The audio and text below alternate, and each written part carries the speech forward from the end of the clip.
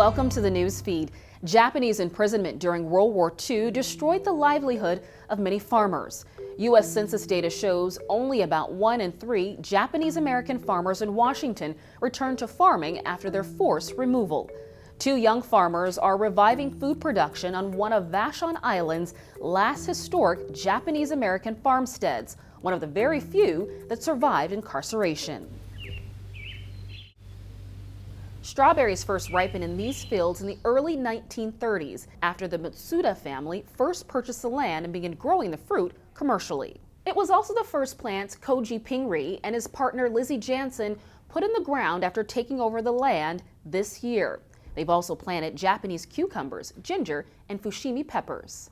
A big part of why we were interested in taking it on was because we were pretty sure that there were no farmers on island, even the ones that had historically Japanese names in their farm, growing Japanese vegetables. We thought it would be really cool and special to grow things that maybe the Matsuda family was growing, but also certainly like people, the Japanese American farmers and the Japanese immigrant farmers who were here.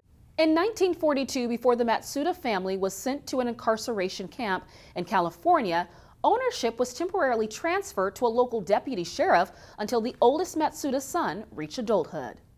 Junichi Matsuda, probably a very pivotal decision for his family to get the ownership transferred into his name as a birthright citizen. I think that was one of the keys for what allowed them to come back.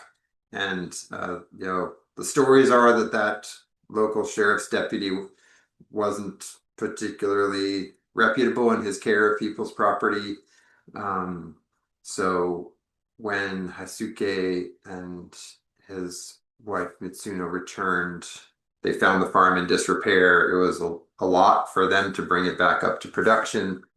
State laws at the time barred non-white immigrants, including Japanese immigrants, from owning land. That and new job opportunities contributed to the decline in farmers after the war.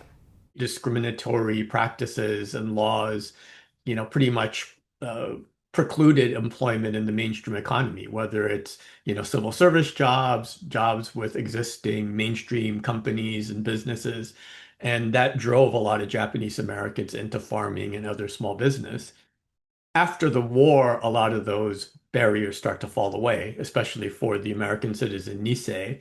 And so many of them were now able to get jobs in civil service, to become teachers and, lawyers. In 2014, the Vashon Murray Land Trust bought the land. Running a farm became too much for the nonprofit, so they leased the land to Pingri and Jansen, who don't have any connection to the Matsuda family. They specialize in Japanese vegetables and have also taken over the stall of a longtime immigrant farmer at the U District Farmers Market after he retired.